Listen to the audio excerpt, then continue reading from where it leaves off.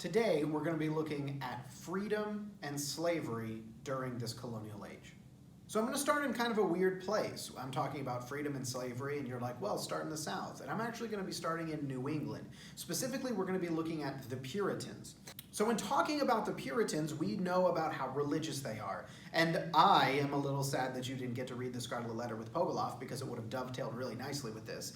But the Puritan society is very strict and very religious, and it was very much you're an outsider versus an insider, and you become an insider by attending church. But over time that changes. You see kind of a shift away from that because, well, restrictive stuff typically doesn't usually stick around that long. So there is this realization by the clergy to go, oh, we're losing our power on society. And there's going to be a few steps along the way to try and get people back into the church. The first one is something called the halfway covenant. And basically this tweaked a little bit in how and what counts as attending church so that they could kind of boost numbers a little bit. So, the quote, a motion for furthering and enlarging the subject of baptism by extending the privilege to adult persons offering themselves for it, being duly qualified according to the principle and practice of the New England churches in general. So this dealt with baptism and the ability to be a church member without necessarily having gone through that. So literally halfway covenant, getting you half of the way there.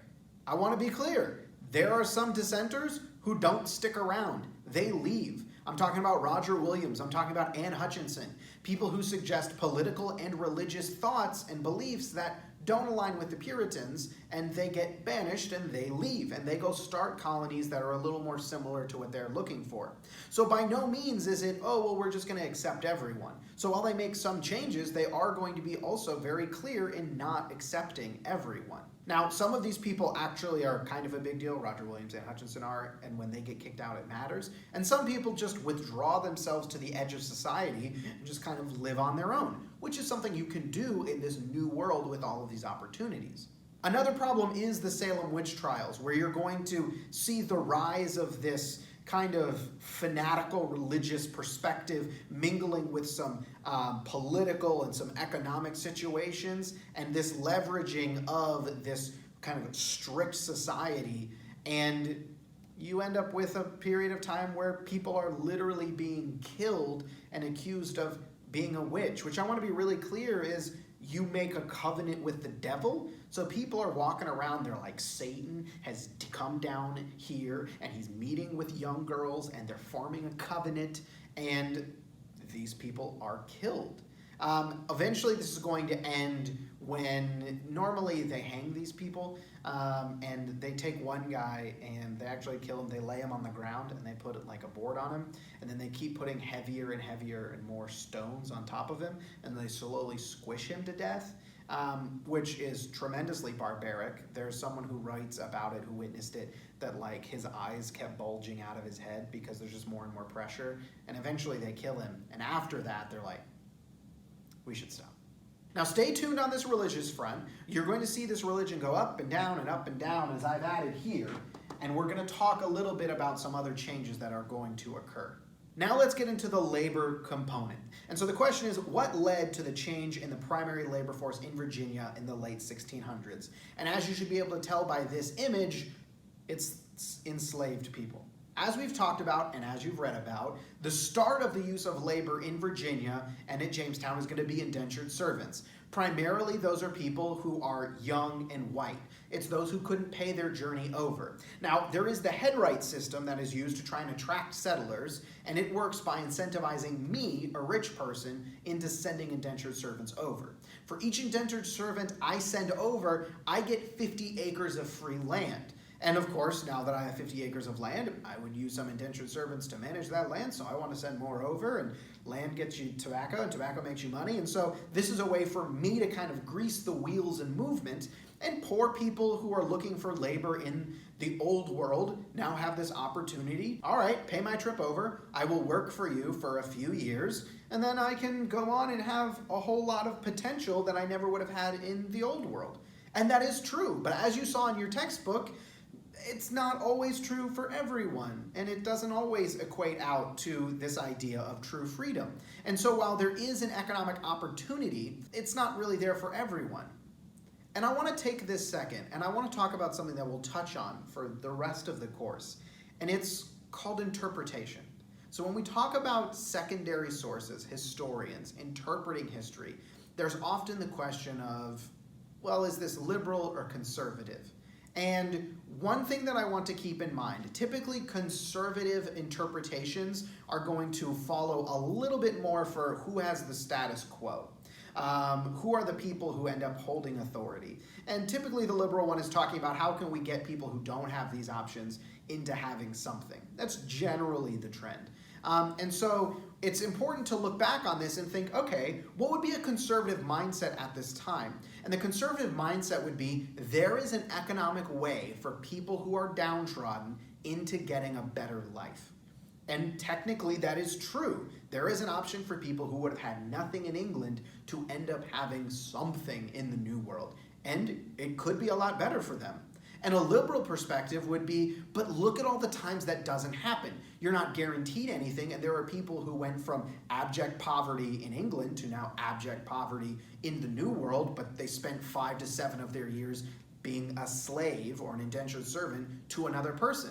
That doesn't sound like there's great opportunity. In reality, both of those things are kind of true, but it allows you to make an interpretation. Which side, which spectrum are you falling more on? Are you falling more towards, no, there was no opportunity for people and it wasn't actually free? Or are you leaning towards, it was free and it gave them more options? That's how you can make a claim and make an argument about something. Okay, so back to this. The use of indentured servants is going to be very significant. And then in 1619, you are going to see the first arrival of enslaved Africans. This is not when the use of slaves just skyrockets. It's going to take a minute for that to happen, but this is the start of what will eventually become the predominant use of slave labor in the South. The determining factor or event in leading to the institution of slavery as we know it in America is going to come from Bacon's Rebellion. So, a little cartoon here. I'll come back to that in a minute. The question is, how were seeds of rebellion visible before the American Revolution? And also, how did Bacon's Rebellion impact the development of the Southern colonies? So, two separate things. The first one is a little bit more broad picture. Like, okay, how are we seeing rebellion? Because, spoiler alert, there's going to be a lot of rebellion in American history. So, where are we seeing these seeds already? And then the second part is more specifically about Bacon's Rebellion. So let's talk about that. Bacon's Rebellion deals with two main figures.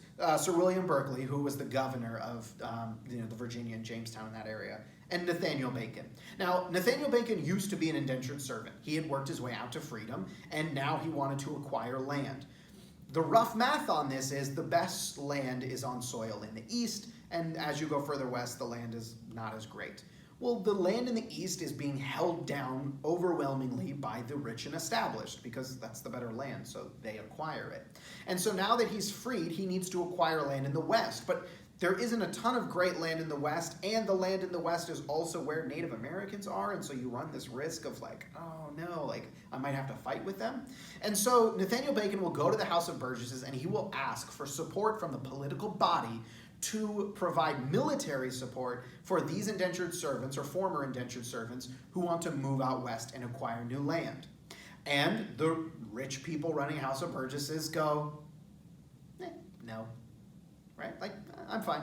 I have my land in the east. It's good. I don't want to waste all that effort, time, money, energy for you out there. I don't want it. And Nathaniel Bacon is very upset about that for a couple of reasons. One, that hurts him economically. Like he wants that land. Okay? And two, this is a quintessential, you got yours, why can't I get mine?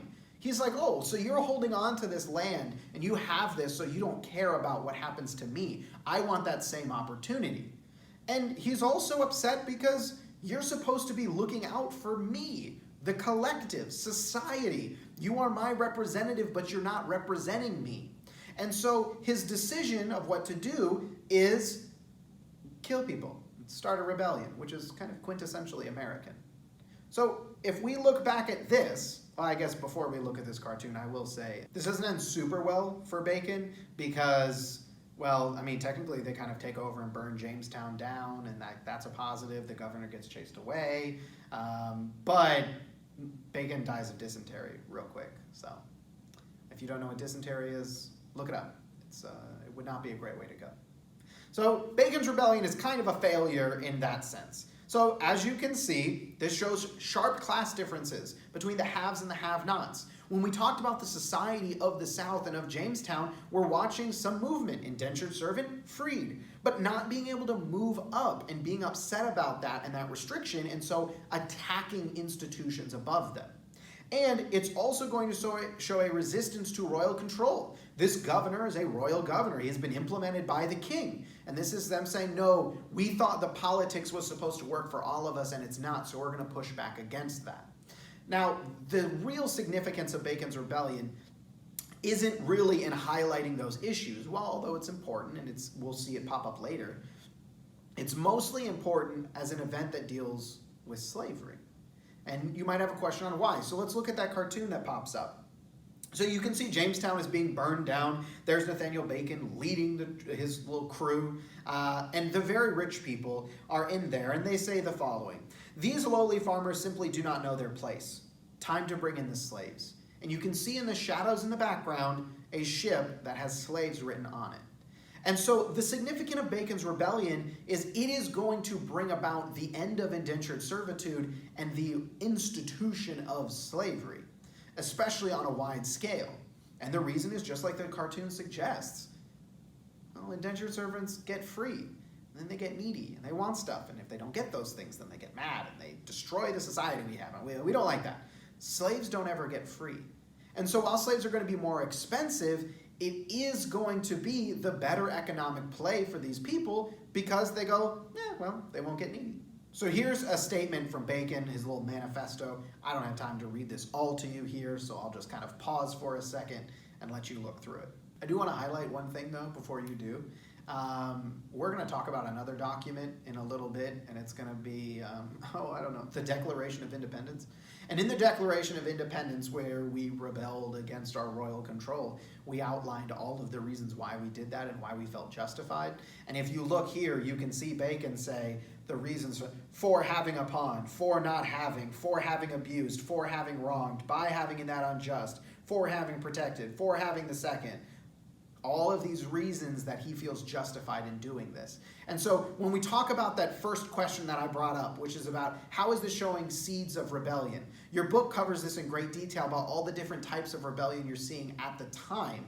But here's a really good example of that. The people are in this new world are willing to go, you know what, I'm fed up. It's time to attack this system. And so when we see America being created by these patriots who are rebelling, and we're like, wow, look at that success. There's a well-documented history of this. Just looking at North Carolina, and this is a little bit outside of our time period for just this unit, you are going to see a showdown between literally the east of North Carolina and the west.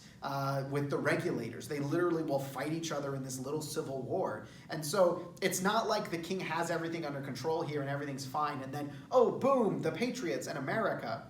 It is a lot of these little rebellions happening over and over again. And so it's not weird to then see, and we'll see in future units, after America's created, these rebellions keep popping up. The main part of the slave trade is going to be this thing called the Middle Passage. It quite literally is the middle of triangular trade. Triangular trade, as we talked about before, is going to be the colonies to Europe, to Africa, back to the colonies.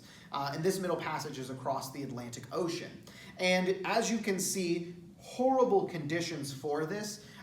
The argument that slave traders will make is they want to get as many people on a boat as possible, and they're willing to accept that some will die along the way, but it's better for their bottom line if they just pile people into this boat. And so you have people who are from all different walks of life, who aren't from the same tribes, don't speak the same language, bundled together and shackled in the depths of these boats, traveling for months across the Atlantic. And people die along the way. And there are untold numbers of potentially millions of people who were enforced into this slavery system in Africa, shipped over and died along the way and were dumped into the Atlantic Ocean. And we're going to see that reference pop up again later on as we go through this course about that untold loss of life in the Atlantic Ocean. We talk a lot in history and a lot in present day about the institution of slavery on soil, but we need to also remember all of those lives that were lost on the journey over. So again, 1619 is when you see the first ship of enslaved people arrive. 1750, half of Virginia's population is enslaved.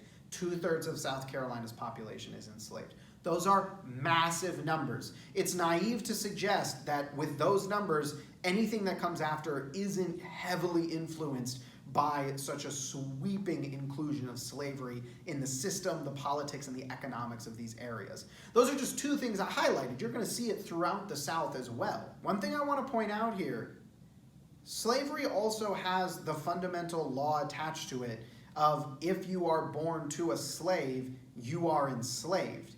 It propagates itself. So an investment in purchasing a person then can lead to you having free other people. And so this is going to lead to an increase, while you also see an increase in travel. And so even when we're going to see the slave trade itself die down a little, you're still fundamentally having generations born into slavery. And I want to mention this right here. We'll talk later about what's called the one-drop rule. The question being, what makes you black, what makes you white, what makes you slave, and what makes you free? And the thing that makes you a slave is if you are born to a mother who's in slavery. This is something called following the condition of the mother.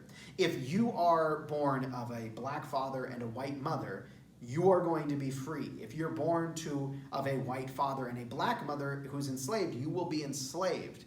And we're going to talk about Thomas Jefferson, who raped some of his slaves and produced children with them.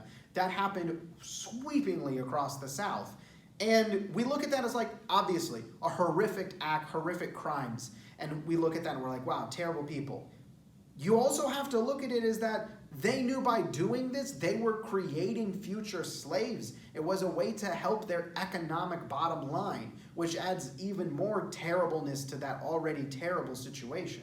And I want to highlight this point real quick, because we're going to talk for the rest of American history about what is it like to be mixed, and are those people brought into broader society? And we'll talk about intermarriage and all of the white supremacist arguments against that today. But I want to be really clear. Some of our founding fathers, like Thomas Jefferson, a lot of white slave owners had no problem with white men having sex with black women and making children. It only becomes a problem when it's black men having sex with white women. That is going to become the cardinal sin in the South. And while you have slavery going on, that just doesn't happen as much, and so it's not really covered. When we get future down the road into other units, you're going to see once slavery goes away, that becomes the core issue that gets latched onto for white supremacy. All right, let's look at politics here. So, how did policies of mercantilism and salutary neglect influence the development of the British colonies in North America? So, basically, mercantilism is going to be the economic policy that England and other European countries will be following. So, little blurb, mother country must export more than it imports. I gave you a bigger answer to that here on the picture. But the gist in this is actually really elemental. I, as the mother country, want to sell more than I buy. Export more than you import. That's just budgeting 101.